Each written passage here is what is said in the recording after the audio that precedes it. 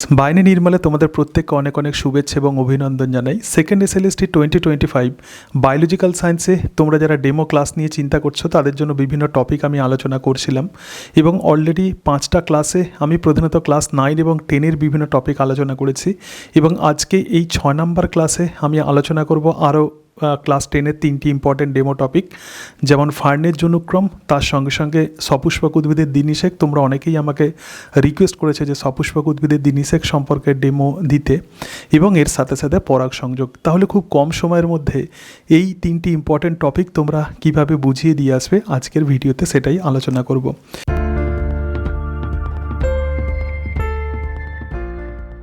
Good morning students, আমরা উদ্ভিদের জনন চ্যাপ্টার পড়ছিলাম।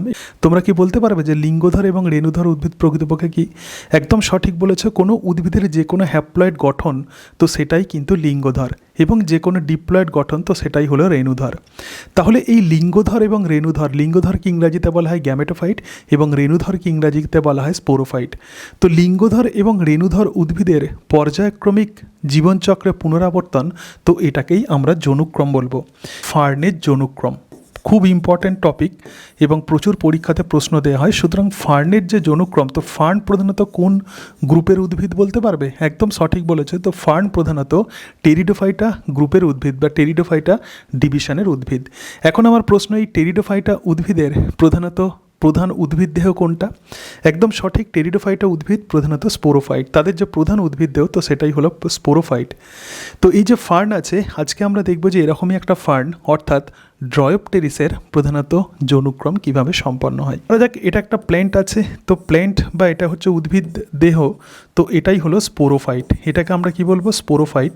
কোনো উদ্ভিদের যে কোনো ডিপ্লয়েড গঠন তো সেটাই হলো স্পোরোফাইট। এখন এই যে স্পোরোফাইট আছে, তো এই স্পোরোফাইট যেটা ডিপ্লয়েড এবং সেখান থেকে প্রধানত গ্যামেটোফাইট তৈরি হয়। তাহলে স্পোরোফাইট থেকে এরকম দেখতে প্রধানত গ্যামেটোফাইট তৈরি হয় এবং এই গ্যামেটোফাইট থেকে আবার কিন্তু স্পোরোফাইট তৈরি হয়। তো এই যে হ্যাপ্লয়েড এবং ডিপ্লয়েড দশার যে পর্যায়ক্রমিক পুনরাবর্তন, তো এটাকেই আমরা বলবো সিম্পলি জনুক্রম। এখন দেখো, এই স্পোরোফাইট নাম কেন দেয়া হয়েছে? স্পোরোফাইট নাম এই কারণের জন্য দেয়া হয়েছে কারণ স্পোরোফাইট থেকে স্পোর বা রেণু তৈরি হয়। তাহলে জনুক্রম বুঝতে গেলে কিন্তু এই কনসেপ্টটা তোমাদেরকে অবশ্যই রাখতে হবে। তো স্পোরোফাইট নাম এই কারণের জন্যই দেওয়া হয়েছে কারণ এখান থেকে স্পোর তৈরি হয় এবং এই যে স্পোর, এই স্পোর কিন্তু সবসময় হ্যাপ্লয়েড স্পোর হবে, ঠিক আছে?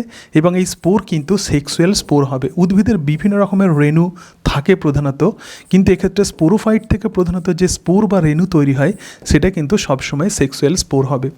আর গ্যামেটোফাইটের নাম কেন এরকম দেওয়া হয়েছে? কারণ গ্যামেটোফাইট থেকে কিন্তু গ্যামেট তৈরি হয়। গ্যামেটোফাইট থেকে কি তৈরি হয়? গ্যামেট। এখন আমার যেটা প্রশ্ন সেটা হচ্ছে, এই যে গ্যামেট যেটা তৈরি হচ্ছে এটা কোন কোষ বিভাজন পদ্ধতিতে তৈরি হয়? একদম সঠিক বলেছো, উদ্ভিদের ক্ষেত্রে গ্যামেট কিন্তু মাইটোসিস কোষ বিভাজন পদ্ধতিতে তৈরি হয়। তাহলে উদ্ভিদের গ্যামেট কোন পদ্ধতিতে তৈরি হয়? মাইটোসিস। কিন্তু প্রাণীদের ক্ষেত্রে গ্যামেট কিন্তু মিওসিস পদ্ধতিতে তৈরি হয়। আর এক্ষেত্রে যে স্পোরোফাইট দেখতে পাচ্ছ, এই যে স্পোর যেটা তৈরি হচ্ছে এটা কিন্তু ডিপ্লয়েড গঠন থেকে তৈরি হচ্ছে, তাহলে এটা কিন্তু মিওসিস পদ্ধতিতে তৈরি হয়। সুতরাং স্পোরোফাইট থেকে যে সেক্সুয়াল স্পোর তৈরি হয় এটা মিওসিস পদ্ধতিতে তৈরি হয়। তাহলে উদ্ভিদ আর প্রাণীদের গ্যামেট তৈরির প্রসেস কিন্তু ডিফারেন্ট। উদ্ভিদের ক্ষেত্রে মাইটোসিস পদ্ধতিতে আর প্রাণীদের ক্ষেত্রে মিওসিস পদ্ধতিতে, রাইট? তো জনুক্রম বুঝতে গেলে কিন্তু এই আইডিয়া খুব ভালোভাবে আমাদেরকে রাখতে হবে। এইবার দেখো সমগ্র বিষয়টা কিভাবে সম্পন্ন হয়। দেখো, প্রথমেই যদি আমরা একটা ড্রয়োপটেরিসের ছবি আঁকি, তো এক্ষেত্রে দেখতে পাচ্ছ এটা হচ্ছে একটা ড্রয়োপটেরিস। তো ড্রয়োপটেরিস হচ্ছে একটা প্ল্যান্ট, তো এটাই হচ্ছে তার কাণ্ড এবং তার সঙ্গে সঙ্গে ড্রয়োপটেরিসের এখানে পাতা আছে, ঠিক আছে? এবং ফার্নের ক্ষেত্রে কিন্তু পাতার খুব ভালো ডেভেলপমেন্ট হয়। সুতরাং এক্ষেত্রে আমরা দেখতে পাচ্ছি খুব বড় বড় পাতা আছে। তো এই যে উদ্ভিদ দেহ, তো এটাই কিন্তু স্পোরোফাইট। তাহলে এই উদ্ভিদ দেহই হচ্ছে স্পোরোফাইট, অর্থাৎ এটা কিন্তু ডিপ্লয়েড, ঠিক আছে? এবং এই স্পোরোফাইটের মধ্যে যে পাতা দেখতে পাচ্ছ, এই পাতার একদম অঙ্কীয় দেশে, মানে পাতার পৃষ্ঠদেশে নয়, পাতার অঙ্কীয় দেশে নিচের দিকে প্রধানত সোরাস থাকে। তাহলে এখানে কি থাকে? এগুলো সব হচ্ছে সোরাস এবং এই সোরাসের মধ্যে যে গঠন থাকে তো সেটাই হলো স্পোরেঞ্জিয়াম এবং এই স্পোরেঞ্জিয়াম থেকেই প্রধানত স্পোর তৈরি হয়। তাহলে সোরাসের মধ্যে যে স্পোরেঞ্জিয়াম থাকে এবং এই স্পোরেঞ্জিয়ামের মধ্যে তাহলে কি হয়? স্পোরেনজিয়ামের মধ্যে স্পোরিক মিওসিস হয়, যেটা তোমাদেরকে বলছিলাম। সুতরাং স্পোরেনজিয়াম এবং এই স্পোরেনজিয়াম থেকেই স্পোর তৈরি হয়। সুতরাং স্পোরেনজিয়ামও কিন্তু এক্ষেত্রে ডিপ্লয়েড, এবং এই স্পোরেনজিয়াম থেকে যে স্পোর তৈরি হচ্ছে সেটা মিওসিস পদ্ধতিতে তৈরি হচ্ছে। তাহলে দেখো এখানে কি হচ্ছে, এখানে মিওসিস হচ্ছে, এবং মিওসিসের ফলে এই স্পোরেনজিয়াম থেকে কিন্তু স্পোর তৈরি হচ্ছে বা অসংখ্য রেণু তৈরি হয়। তো এই রেণুগুলো কিন্তু সেক্সুয়াল স্পোর, রাইট? সুতরাং এই যে রেণুগুলো তৈরি হচ্ছে এরা সবাই কিন্তু হ্যাপ্লয়েড।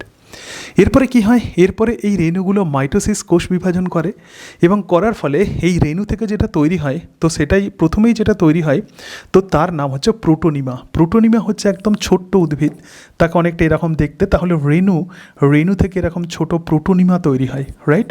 তো এটাই হচ্ছে প্রোটোনিমা। তো প্রোটোনিমা কিন্তু তাহলে এক্ষেত্রে কি হবে, প্রোটোনিমাও কিন্তু হ্যাপ্লয়েড হবে, অর্থাৎ প্রোটোনিমাও কিন্তু গ্যামেটোফাইট হবে। এবং এই প্রোটোনিমা থেকে যেটা তৈরি হয় তো সেটাই হচ্ছে প্রোথ্যালাস। প্রোথ্যালাস আরও বড় এরকম গ্যামেটোফাইট, সুতরাং এটা হচ্ছে প্রোথ্যালাস। তো এটা হচ্ছে প্রোথ্যালাস, ঠিক আছে? আর টেরিডোফাইটের একটা গুরুত্বপূর্ণ বৈশিষ্ট্য হচ্ছে এই যে গ্যামেটোফাইট আর স্পোরোফাইট কিন্তু ইন্ডিপেন্ডেন্ট থাকে। কোনো একটা টেরিডোফাইট বা কোনো ফার্ন যদি থাকে এবং সেই ফার্নের প্রধান উদ্ভিদ দেহ কিন্তু স্পোরোফাইট, এবং এই স্পোরোফাইটের কাছেই তুমি যদি মাটি খুঁড়ে তুমি যদি দেখো তাহলে সেখানেই কিন্তু তুমি গ্যামেটোফাইটকে পাবে। এবং এই যে গ্যামেটোফাইট আছে তো এই গ্যামেটোফাইটের মধ্যে প্রধানত গোনাড থাকে, এবং এক্ষেত্রে পুরুষ যে গোনাড তো তাকেই আমরা বলবো অ্যানথেরাইডিয়া। তাহলে এক্ষেত্রে মেল যে গোনাড থাকে তো তাকে বলে অ্যানথেরাইডিয়া, আর ফিমেল যে গোনাড থাকে তো তাকে আমরা বলবো আর্চিগোনিয়া। আমরা দেখি আর্চিগোনিয়ার যদি আমরা গঠন দেখি তো আর্চিগোনিয়াকে অনেকটা এরকম দেখতে লাগে। একটু আমি আঁকার চেষ্টা করছি, দেখো এই যে আর্চিগোনিয়া আছে তো আর্চিগোনিয়া অনেকটা ফ্লাস্কের মতো গঠন। সুতরাং আর্চিগোনিয়াকে কেমন দেখতে লাগবে, আর্চিগোনিয়া অনেকটা ফ্লাস্কের মতো গঠন, এবং এই যে ফ্লাস্কের মতো যে গঠন আছে এবং এর মধ্যেই প্রধানত ডিম্বাণু থাকে। তাহলে এর মধ্যেই প্রধানত ডিম্বাণু থাকবে, এবং সেই ডিম্বাণু তাহলে কেমন হবে, অবভিয়াসলি ডিম্বাণু কিন্তু হ্যাপ্লয়েড হবে।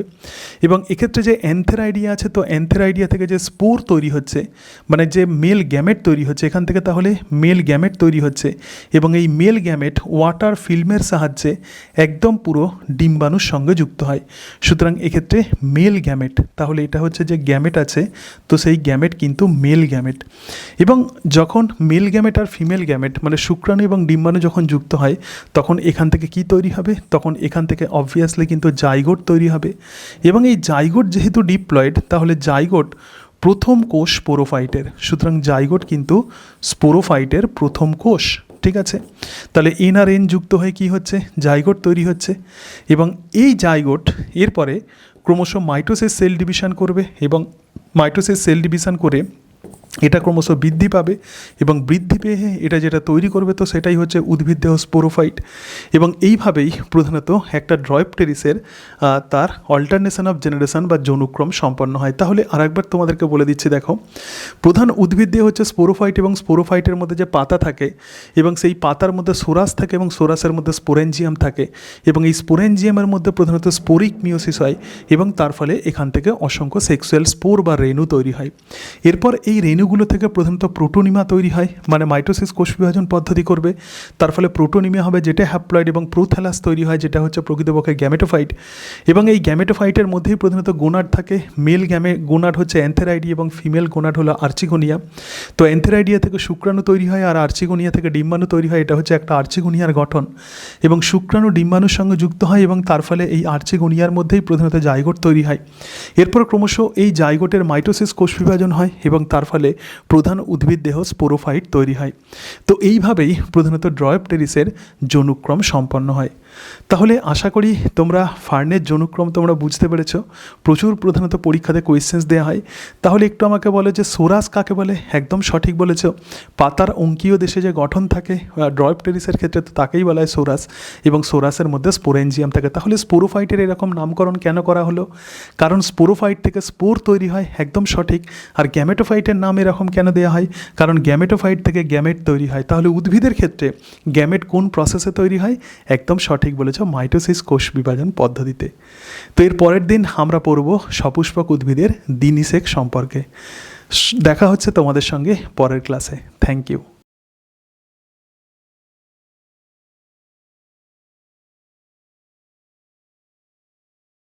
Good morning students. আগের ক্লাসে আমরা ফুলের গঠন সম্পর্কে আলোচনা করেছিলাম।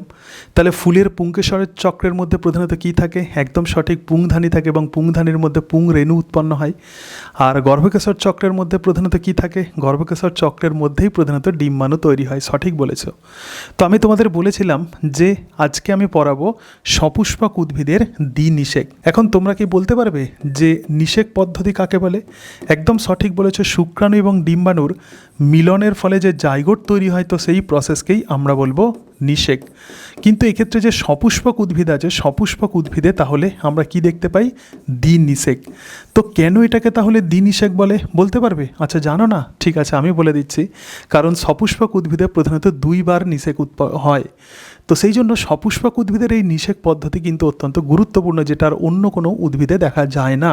এটা প্রধানত একটা ছোট্ট পুরুষ গ্যামেট লাগে, ঠিক আছে, এবং তার সঙ্গে সঙ্গে একটা বড় মেল গ্যামেট লাগে, ঠিক আছে। তাহলে এটা হচ্ছে বড় মেল গ্যামেট, আমি এখানে লিখছি লার্জ মেল গ্যামেট, ঠিক আছে। আর এখানে কি থাকে? এটা হচ্ছে ছোট মেল গ্যামেট, মানে স্মল মেল গ্যামেট। তো এই যে বড় যে মেল গ্যামেট আছে, এই বড় মেল গ্যামেট প্রধানত ডিম্বাণুর সঙ্গে যুক্ত হয়। তাহলে এটা কার সঙ্গে যুক্ত হয়? ডিম্বাণু, রাইট। তো তাহলে এই যে ডিম্বাণু যেটা আছে এটাও কিন্তু হ্যাপ্লয়েড, এবং তার সঙ্গে সঙ্গে মেল গ্যামেট হলো হ্যাপ্লয়েড, এবং তার ফলে যেটা তৈরি হয় তো সেটাই হচ্ছে ডিপ্লয়েড জাইগোট। তাহলে এর ফলে ডিপ্লয়েড জাইগোট তৈরি হয়। তো এটা হলো এক রকমের নিষেক, একটা টাইপের নিষেক, রাইট। এবং এই যে ছোট যে মেল গ্যামেট আছে, এই ছোট মেল গ্যামেট আবার সপুষ্পক উদ্ভিদের ক্ষেত্রে পোলার নিউক্লিয়াসের সঙ্গে যুক্ত হয়। কোন নিউক্লিয়াস? এক্ষেত্রে পোলার নিউক্লিয়াস। এটাকে কি বলবো আমরা? পোলার নিউক্লিয়াস। তো পোলার নিউক্লিয়াসে প্রধানত দুটো হ্যাপ্লয়েড নিউক্লিয়াস থাকে। তাহলে ছোট মেল গ্যামেট যখন পোলার নিউক্লিয়াসের সঙ্গে যুক্ত হয়, তার ফলে যেটা তৈরি হয় সেটা হচ্ছে ট্রিপ্লয়েড শস্য তৈরি হয়, যেটাকে আমরা বলবো ট্রিপ্লয়েড শস্য, বা এটাকেই আমরা বলবো এন্ডোস্পার্ম। তো এই যে জাইগোট যেটা তৈরি হয়েছে, এই জাইগোট এই শস্য থেকেই প্রধানত পুষ্টি সংগ্রহ করে। যতক্ষণ বীজের মধ্যে ভ্রূণ থাকে ততক্ষণ পর্যন্ত এই শস্য বা এন্ডোস্পার্ম প্রধানত জাইগোটকে বা ছোট শিশু ভ্রূণকে প্রধানত খাদ্যের যোগান দেয়। তো এই যে এন্ডোস্পার্ম, এটা কিন্তু আফটার ফার্টিলাইজেশন তৈরি হয় সপুষ্পক উদ্ভিদের ক্ষেত্রে বা গুপ্তবীজী উদ্ভিদের ক্ষেত্রে, কিন্তু ব্যক্তবীজী উদ্ভিদের ক্ষেত্রে এন্ডোস্পার্ম বিফোর ফার্টিলাইজেশন মানে নিষেকের আগে তৈরি হয়। সেই জন্য ব্যক্তবীজী উদ্ভিদের যে এন্ডোস্পার্ম বা শস্য সেটা কিন্তু হ্যাপ্লয়েড। তাহলে পুং রেণু, তো পুং রেণুকে প্রধানত কি বলা হয়? পুং রেণুকে ইংরাজিতে বলা হয় মাইক্রোস্পোর। তাহলে পুং রেণু প্রধানত কেমন? এটা কিন্তু দ্বিনিষেকা আগে প্রথমে বুঝতে হবে। আমরা প্রত্যেকেই জানি যে ফুলের যে পুংকেশর চক্র থাকে, তো সেই পুংকেশর চক্রের মধ্যে এখানে কি থাকে? তো এটাই হলো পরাগধানী, এবং এই পরাগধানীর মধ্যেই কিন্তু এই পুং রেণু উৎপন্ন হয়। এবং এই যে পুং রেণু আছে, পুং রেণু কিন্তু একটা সেল উইদিন সেল স্ট্রাকচার, মানে একটা কোষ থাকে এবং সেই কোষের ভিতরে আর একটা কোষ থাকে। বিষয়টা কীরকম হয়? এই যে পুং রেণু আছে, পুং রেণুর মধ্যে প্রধানত একটা বড় কোষ থাকে, এবং সেই বড় কোষটাকে বলা হয় টিউব কোষ। এই বড় কোষটাকে আমরা বলবো টিউব কোষ বা ভেজিটেটিভ কোষ। যেহেতু এটা একটা কোষ, তার মানে অবভিয়াসলি এর মধ্যে কি থাকবে? নিউক্লিয়াস থাকবে। তাহলে এই যে কোষটা আছে, তো এই কোষটাকে আমরা কি বলবো? এই কোষকে আমরা বলবো টিউব কোষ, বা এটাকে আমরা বলবো নালিকা কোষ, বা ইংরাজিতে এটাকে বলা হয় ভেজিটেটিভ কোষ।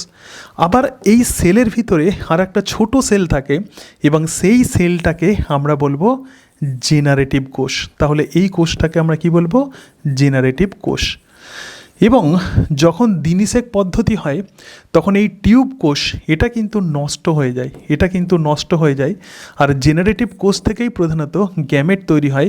তাহলে ছোট মেল গ্যামেট তৈরি হয়, ছোট মেল গ্যামেট, এবং তার সঙ্গে সঙ্গে এখান থেকে কিন্তু বড় মেল গ্যামেট তৈরি হয় এই জেনারেটিভ কোষ থেকেই। এছাড়া এই যে কোষ যেটা দেখতে পাচ্ছ, নালিকা কোষ এবং তার সঙ্গে সঙ্গে জেনারেটিভ কোষ, এই কোষের বাইরে কিন্তু দুটো মেমব্রেন থাকে।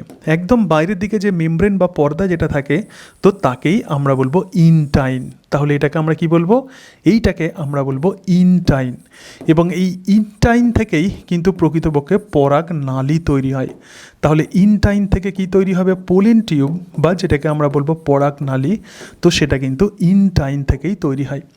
এবং এই ইনটাইনের বাইরে এরকম আর একটা মেমব্রেন থাকে, এবং তাকে আমরা বলবো এক্সাইন। তাহলে ইনটাইনের বাইরে এরকম এক্সাইন থাকে। তাহলে এটাই হচ্ছে প্রকৃতপক্ষে একটা মাইক্রোস্পোরের গঠন। টেকোসর চক্রের মধ্যে এরকম একটা গর্ভমুণ্ড থাকে, ঠিক আছে, এবং এই গর্ভমুণ্ড তারপরে এখানে কি থাকবে, এই জায়গাতে থাকবে গর্ভদণ্ড, ঠিক আছে, এবং গর্ভদণ্ডের ভিতরে যেটা থাকে মানে গর্ভদণ্ডের নিচে যেটা থাকে তো সেটাই হলো ডিম্বাশয়। এখন তোমরা কি বলতে পারবে, তোমরা তো ক্লাস 7-এ পড়েছিলে এই ডিম্বাশয় কিসে পরিণত হয়? একদম সঠিক বলেছে, ডিম্বাশয় প্রধানত ফলে পরিণত হয়। তাহলে এই যে গর্ভমুণ্ড আছে এখানে যেটা আছে তো সেটাই হচ্ছে গর্ভমুণ্ড, এবং তার সঙ্গে সঙ্গে এই গর্ভমুণ্ডের নিচে যে নালিকাকার যে অংশ আছে তো এটাই হলো গর্ভদণ্ড, তাহলে এটা হচ্ছে গর্ভদণ্ড, এবং তার সঙ্গে সঙ্গে এর নিচের দিকে যেটা থাকে তো সেটাই হলো ডিম্বাশয়, এবং এই ডিম্বাশয়ের ভিতরেই প্রধানত যে গঠন থাকে তো সেটাই হচ্ছে ডিম্বক। তাহলে এই যে গঠনটা তো এটাকেই আমরা বলবো ডিম্বক, এবং এই ডিম্বকের মধ্যেই প্রধানত ফিমেল গ্যামেট বা তাদের ডিম্বাণু থাকে, এবং ডিম্বক প্রধানত এই ডিম্বাশয়ের সঙ্গে যে গঠন দিয়ে যুক্ত থাকে তো তার নাম হচ্ছে প্লাসেন্টা বা অমরা। জাস্ট এরকমভাবে ডিম্বক প্রধানত ডিম্বাশয়ের সঙ্গে যুক্ত থাকে প্লাসেন্টা বা অমরা দিয়ে। এবার কি হয়, যখন পরাগধানী থেকে প্রধানত পরাগরেণু এই গর্ভকেশর চক্রের গর্ভমুণ্ডে পড়ে, তাহলে দেখো পরাগরেণু যখন এই গর্ভমুণ্ডে পড়বে তাহলে গর্ভমুণ্ডের নিঃসৃত রসে এই পরাগরেণুর কিন্তু অঙ্কুরোদ্গম হয়।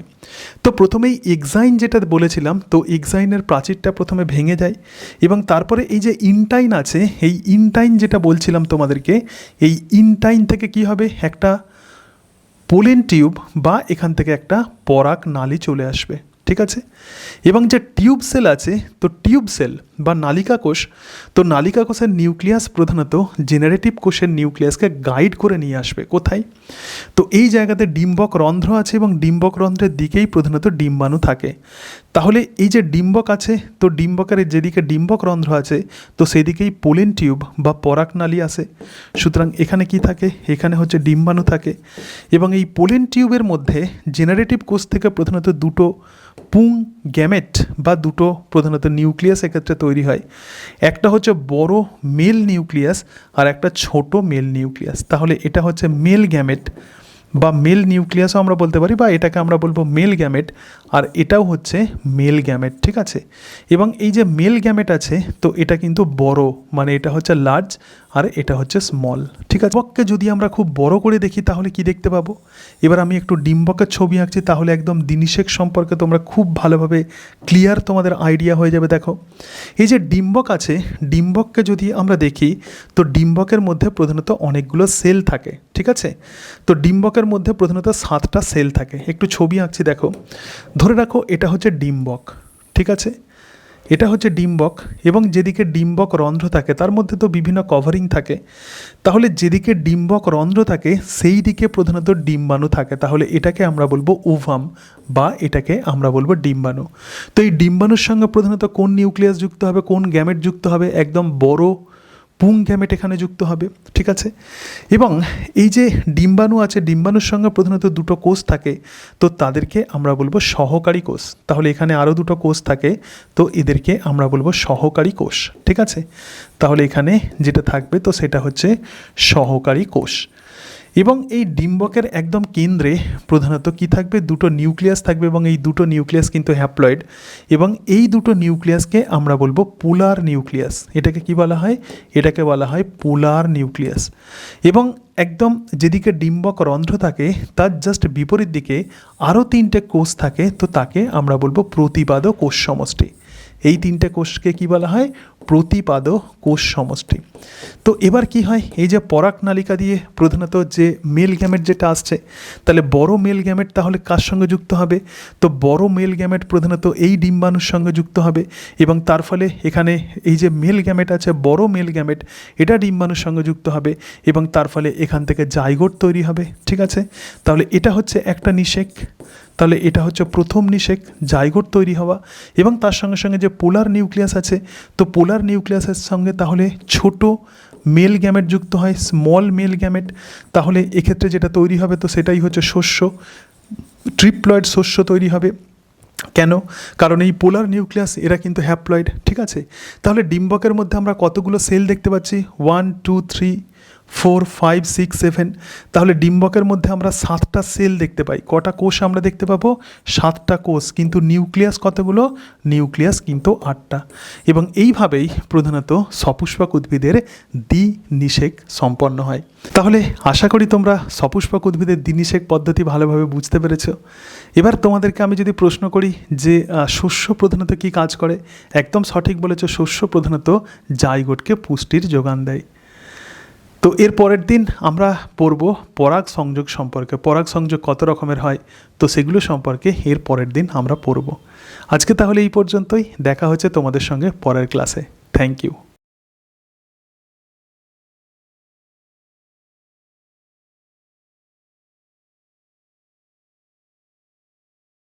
তাহলে আমরা দুটো ডেমো ক্লাস আলোচনা করলাম, অর্থাৎ ক্লাস 10 থেকে তোমরা অনেকেই আমাকে রিকোয়েস্ট করেছো যে এগুলো ডেমো দিতে। দেখো আমি যে ক্লাসগুলো দিচ্ছি একটু হয়তো আমার সময় লাগছে, কারণ আমাকে স্মার্ট বোর্ডে বিভিন্ন কালার চেঞ্জ করতে হচ্ছে তোমাদেরকে বোঝানোর সুবিধার জন্য। তো সেই কারণের জন্য একটু সময় লাগছে। কিন্তু তোমরা যদি এই ভিডিওগুলো তোমরা যদি লিখে নাও, আর কি আমি যেভাবে লিখছি তো এইভাবে তোমরা যদি লিখে নাও, স্ক্রিপ্ট যদি তৈরি করে নাও, তাহলে কিন্তু তোমাদের 3 মিনিটের মধ্যে তোমাদের লেকচার আশা করি দাঁড়িয়ে যাবে। ঠিক আছে? তো আজকে আমি আরেকটা তোমাদের মানে চ্যাপ্টার আলোচনা করব, বা আরেকটা টপিক আলোচনা করব, পরাগ সংযোগ। তাহলে কিভাবে এই পরাগ সংযোগ তুমি যদি ডেমো টপিক হিসাবে চয়েস করো, তো কিভাবে ডেমো দেবে একটু দেখে নাও। Good morning students. আগের দিন আমরা পরাগ সংযোগ কাকে বলে সেই সম্পর্কে পড়েছিলাম, এবং তার সঙ্গে সঙ্গে সপুষ্পক উদ্ভিদের দ্বিনিষেক পড়েছিলাম। তো আজকে আমরা পড়ব পরাগ সংযোগের বিভিন্ন রকমের প্রকারভেদ। ঠিক আছে? অর্থাৎ পরাগ সংযোগ কত রকমের হয়, তার সঙ্গে সঙ্গে এই যে বিভিন্ন রকমের পরাগ সংযোগ কোন কোন উদ্ভিদে দেখা যায়, তো এটা সম্পর্কে আজকে আমরা পড়ব। তাহলে তোমরা কেউ বলো যে পরাগ সংযোগ কাকে বলে? একদম সঠিক বলেছ। কোনো ফুলের প্রধানত পুংকেশর চক্রের পুংধানী থেকে উৎপন্ন পুং রেণু যখন গর্ভকেশর চক্রের গর্ভমুণ্ডে স্থানান্তরিত হয়, তো তখনই তাকে আমরা বলবো পরাগ সংযোগ। এখন এই যে পরাগ সংযোগ হচ্ছে, এগুলো বিভিন্ন বাহকের সাহায্যে হতে পারে, অথবা বাহকের সাহায্যে নাও হতে পারে। তো কিভাবে এই পরাগ সংযোগ প্রধানত সম্পন্ন হয় এবং পরাগ সংযোগের টাইপ কত রকম, এটা সম্পর্কেই প্রধানত আজকে আমাদের আলোচ্য বিষয়। দেখো এই যে পরাগ সংযোগ আছে, এই পরাগ সংযোগকে প্রধানত 3টে ভাগে ভাগ করা হয়। তো প্রথম যে ভাগ আছে, তো তাকে আমরা বলবো অটোগ্যামি। তাহলে প্রথম পরাগ সংযোগের যে টাইপ আছে, তো সেটা হচ্ছে অটোগ্যামি। এবং এই অটোগ্যামিকে কিন্তু স্বপরাগযোগও বলা হয়। এটাকে কি বলা হয়? এটাকে স্বপরাগযোগ বলা হয়। দেখো তোমরাই বললে যে কোনো ফুলের পুংকেশর চক্রের পুংধানী থেকে উৎপন্ন পুং রেণু যখন গর্ভকেশর চক্রের গর্ভমুণ্ডে পড়ে, তো তখনই তাকে আমরা বলবো পরাগ সংযোগ। তাহলে অটোগ্যামি প্রধানত কাকে বলে? দেখো অটোগ্যামিতে প্রধানত একই ফুলের মধ্যে প্রধানত পরাগ সংযোগ হয়।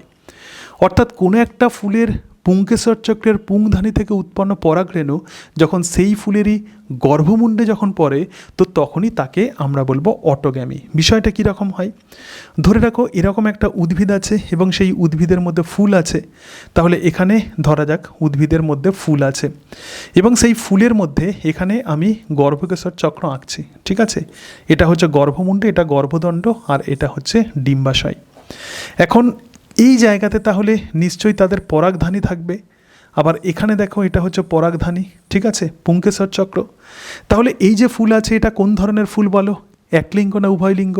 একদম সঠিক বলেছে, এটা উভয়লিঙ্গ ফুল। কারণ একই ফুলের মধ্যে পুংকেশর চক্র এবং গর্ভকেশর চক্র আছে, তো সেই জন্যই এটা প্রধানত উভয়লিঙ্গ ফুল। তাহলে এরপরে কি হবে? এরপরে এই পরাগধানী থেকে পরাগ রেণু দেখো সেই ফুলেরই কিন্তু গর্ভমুণ্ডে পড়ছে। তো এই টাইপের যে পরাগ সংযোগ, তো তাকেই আমরা বলবো অটোগ্যামি। তাহলে অটোগ্যামি বা এই ধরনের পরাগ সংযোগ প্রধানত কোন ধরনের উদ্ভিদে দেখা যায়? সন্ধ্যামালতী উদ্ভিদে দেখা যায়, সন্ধ্যামালতী, এবং তার সঙ্গে সঙ্গে দোপাটি। ঠিক আছে? সন্ধ্যামালতীতে দেখা যায়, তার সাথে সাথে দোপাটি উদ্ভিদে আমরা স্বপরাগযোগ দেখতে পাই। এখন এই যে স্বপরাগযোগ আছে, এই স্বপরাগযোগের কিছু বিশেষত্ব আছে। ঠিক আছে? যেমন স্বপরাগযোগ যেহেতু একই ফুলের মধ্যে হচ্ছে, তো সেই জন্য পরাগরেণুর অপচয় এক্ষেত্রে খুব কম হয়। এর সাথে সাথে স্বপরাগযোগে কিন্তু উদ্ভিদের মধ্যে কোনো রকম বৈচিত্র্য দেখা যায় না, কারণ যেহেতু একই ফুলের মধ্যে প্রধানত হচ্ছে, তো সেই জন্য ভ্যারিয়েশন বা জেনেটিক্যাল বৈচিত্র্য সৃষ্টি হওয়ার সম্ভাবনা কিন্তু খুব কম থাকে। অটোগ্যামির পরে এরপরে আরও একটা টাইপের আমরা পরাগ সংযোগ দেখব, এবং সেটি হলো গিটেনোগ্যামি। গিটেনোগ্যামিতে কী হয়? তোমাদের মনে এখন প্রশ্ন জাগতে পারে, স্যার একই ফুলের মধ্যে তো পরাগ সংযোগ তো সেটা হতে পারে, সেটা আমরা মেনে নিলাম, কিন্তু একটা গাছেই তো অনেকগুলো ফুল ফোটে, তাহলে সেক্ষেত্রে কোন ধরনের পরাগ সংযোগ হয়? তো সেক্ষেত্রে যে পরাগ সংযোগ হবে তো সেটাই হচ্ছে গিটেনোগ্যামি। বিষয়টা কীরকম হয়? ধরা যাক এখানে একটা গাছ আছে, ঠিক আছে, তাহলে আমি এখানে আবার আঁকছি। দেখো খুব সিম্পল ছবির সাহায্যে প্রধানত আমি তোমাদেরকে বোঝানোর চেষ্টা করব। দেখো এই জায়গাতে ধরা যাক একটা গাছ আছে এবং গাছের এখানে শাখা আছে, ঠিক আছে। তাহলে গাছের মধ্যে কি হবে? দুটো ভিন্ন ব্রাঞ্চ আছে, দুটো ভিন্ন শাখা আছে। তো এখানে তাহলে আমরা দেখতে পাচ্ছি যে স্ত্রীস্তবক এবং তার সঙ্গে সঙ্গে এখানে পুংকেশর চক্র। সিমিলারলি এখানেও কি থাকবে? এখানেও স্ত্রীস্তবক এবং তার সঙ্গে সঙ্গে এখানে পুংকেশর চক্র, ঠিক আছে, পুংকেশর চক্র বা পুংধানী ইত্যাদি এগুলো আছে। তাহলে যে পরাগ সংযোগ প্রক্রিয়াতে একই গাছের মধ্যে সম্পন্ন হয়, তাহলে গিটানোগ্যামের বৈশিষ্ট্য কি? একই গাছে হবে, একই গাছে হবে কিন্তু ভিন্ন ফুলে হবে, কিন্তু আলাদা আলাদা ফুলে হবে। তাহলে এটা একই গাছে হবে কিন্তু ভিন্ন ফুলে হবে। এখানে একটা ফুল আছে এবং সেই ফুলের পরাগরেণু ওই গাছেরই অন্য ফুলের গর্ভমুণ্ডে পড়ছে। তো এই টাইপের যে পরাগ সংযোগ তো তাকেই আমরা বলবো গিটানোগ্যামি। তো কোন জাতীয় উদ্ভিদে দেখা যায়? এটা প্রধানত কলাতে দেখা যায়, কলা এবং তার সঙ্গে সঙ্গে কুমড়োতে দেখা যায়। তো এই যে গিটানোগ্যামি আছে, তাহলে এই গিটানোগ্যামি এই ফুল যেমন তোমরা উভয় লিঙ্গ দেখতে পাচ্ছ, তার সঙ্গে সঙ্গে এটা এক লিঙ্গও হতে পারে। বিষয়টা কেমন হয়? ধরা যাক এরকম একটা ব্রাঞ্চ আছে, মানে একটা গাছ আছে এবং গাছের এখানে শাখা আছে।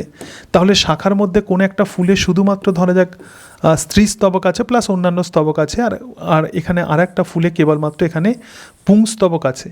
তাহলে এটাকে আমরা বলবো এক লিঙ্গ ফুল। তো এক লিঙ্গ ফুলের মধ্যেও কিন্তু এই গিটানোগ্যামি হতে পারে। কেন? কারণ এখান থেকে পুংরেণু আবার অন্য ফুলের প্রধানত গর্ভমুণ্ডে পড়ছে, তো সেটাই তো প্রধানত গিটানোগ্যামি। সুতরাং এটা এক লিঙ্গ অথবা উভয় লিঙ্গ দুরকম ফুলেই হতে পারে। কিন্তু এই যে গিটানোগ্যামি আছে, এই গিটানোগ্যামি কিন্তু জেনেটিক্যালি এটা কিন্তু স্বপরাগযোগ, ঠিক আছে। তাহলে এটা প্রধানত বংশগতভাবে এটা স্বপরাগযোগ। যেহেতু এটা জেনেটিক্যালি স্বপরাগযোগ, তাহলে এক্ষেত্রে কি হবে বলতে পারবে? তাহলে এক্ষেত্রে কোনো রকম ভ্যারিয়েশন তৈরি হবে না। তাহলে জেনেটিক্যালি এটা কিন্তু স্বপরাগযোগ, মানে অটোগ্যামি, ঠিক আছে। কিন্তু এক্ষেত্রে বাহকের প্রয়োজন হয়, কিন্তু কার্যগতভাবে তাহলে একই গাছের দুটো ভিন্ন ফুলের মধ্যে পরাগ সংযোগ হতে গেলে কিন্তু এক্ষেত্রে বাহকের প্রয়োজন হয়, কিন্তু কার্যগতভাবে এই গিটানোগ্যামি কিন্তু ইতর পরাগযোগ, ঠিক আছে। তাহলে গিটানোগ্যামিতে কিন্তু কোনো রকম ভ্যারিয়েশন বা বৈচিত্র্য তৈরি হয় না। এটা খুব ইম্পর্ট্যান্ট, রাইট? আচ্ছা, তাহলে আমরা গিটানোগ্যামি দেখলাম। তো এরপরে আমরা আরও এক রকমের পরাগ সংযোগ দেখব এবং সেটি হলো ইতর পরাগযোগ। তাহলে ইতর পরাগযোগ তাহলে কি হবে বলতে পারবে? একদম সঠিক বলেছ, ইতর পরাগযোগ প্রধানত দুটো ভিন্ন উদ্ভিদের মধ্যে হয়। তাহলে দেখো এই যে ইতর পরাগযোগ, তাহলে ইতর পরাগযোগের সুবিধা কি? একটা একদম ইতর পরাগযোগ যেহেতু ভিন্ন উদ্ভিদের মধ্যে হয়, সেই জন্য বিভিন্ন রকমের বৈচিত্র্য সৃষ্টি হওয়ার সম্ভাবনা থাকে। কিন্তু ইতর পরাগযোগে কিন্তু বাহকের প্রয়োজন হয়। তাহলে ইতর পরাগযোগ যদি আমরা ছবি আঁকি, একটু দেখো। ধরা যাক এক্ষেত্রে একটা উদ্ভিদ আছে, দেখো দুটো উদ্ভিদের মধ্যে প্রধানত হয়। ধরা যাক এই জায়গাতে আমরা একটা দেখতে পাচ্ছি একটা উদ্ভিদ আছে, দেখো এখানে একটা উদ্ভিদ আছে এবং সেই উদ্ভিদের মধ্যে এখানে ধরা যাক ফুল আছে। তাহলে এক্ষেত্রে স্ত্রীস্তবক এবং তার সঙ্গে সঙ্গে এক্ষেত্রে পুংকেশর চক্র ইত্যাদি আছে। আবার এদিকে ধরা যাক আর একটা উদ্ভিদ আছে, তাহলে আর একটা উদ্ভিদের ফুল আছে। তো সেই ফুলের মধ্যে প্রধানত স্ত্রীস্তবক এবং তার সঙ্গে সঙ্গে পুংকেশর চক্র। তাহলে দুটো ভিন্ন উদ্ভিদের মধ্যে একটা উদ্ভিদের পরাগরেণু এবার কি হচ্ছে? অন্য উদ্ভিদের গর্ভমুণ্ডে পড়ছে। তাহলে দুটি ভিন্ন উদ্ভিদের মধ্যে যে পরাগ সংযোগ হয়, দুটি ভিন্ন উদ্ভিদে যে পরাগ সংযোগ হয়, তো সেটাই হচ্ছে আমাদের ইতর পরাগযোগ। এবং ইতর পরাগযোগে প্রধানত বৈচিত্র্য দেখা যায়। ইতর পরাগযোগের বৈশিষ্ট্য হচ্ছে এক্ষেত্রে বৈচিত্র্য যেমন দেখা যায়, তার সঙ্গে সঙ্গে পরাগ রেণু কিন্তু অপচয় হয়। যেহেতু বাহকের প্রয়োজন হয়, সেই জন্য পরাগ রেণুর এক্ষেত্রে অপচয় হয়, প্রচুর পরাগ রেণুর অপচয় হয়। কিন্তু এই যে গাছগুলো ইতর পরাগযোগে যে সমস্ত উদ্ভিদ যেগুলো তৈরি হয়, সেগুলো কিন্তু খুব সবল হয় এবং তার সঙ্গে সঙ্গে এগুলো কিন্তু খুব রোগ প্রতিরোধক্ষম হয়। তো ইতর পরাগযোগ তাহলে কোন জাতীয় উদ্ভিদে দেখা যায়? তাল, তার সঙ্গে সঙ্গে পেঁপে, ঠিক আছে, পেঁপেতে দেখা যায়। তার সঙ্গে সঙ্গে আমে দেখা যায়, আম এবং তার সাথে সাথে জবা, এরকম বিভিন্ন উদ্ভিদে আমরা ইতর পরাগযোগ দেখতে পাই, রাইট? সুতরাং তোমরা নিশ্চয়ই পরাগ সংযোগ সম্পর্কে বুঝতে পারলে, একদম ক্লিয়ারলি নিশ্চয়ই তোমাদের আইডিয়া তৈরি হয়ে গেল। তো এর পরের দিন আমরা আলোচনা করব বংশগতির কিছু বিষয় নিয়ে। তাহলে দেখা হচ্ছে তোমাদের সঙ্গে পরের ক্লাসে। Thank you. তিনটে টপিক আমি তোমাদের সঙ্গে আলোচনা করলাম। আশা করি এই ভিডিওগুলো তোমাদের অনেকটাই হেল্পফুল হবে এবং পরের ভিডিওতে অর্থাৎ পার্ট 7-এ আমি দুটো বংশগত রোগ নিয়ে আলোচনা করব, একটা থ্যালাসেমিয়া এবং আর একটা বর্ণান্ধতা। তোমরা অনেকেই আমাকে রিকোয়েস্ট করেছে এই সম্পর্কে আলোচনা করতে, তাহলে পরের ক্লাসেই আমি থ্যালাসেমিয়া এবং বর্ণান্ধতা সম্পর্কে আলোচনা করব। তোমরা সকলে ভালো থেকো, তোমাদের প্রত্যেকের সফলতা কামনা করি, ঈশ্বরের কাছে প্রার্থনা করি তোমরা সবাই যেন সফল হও। So thank you and that's it.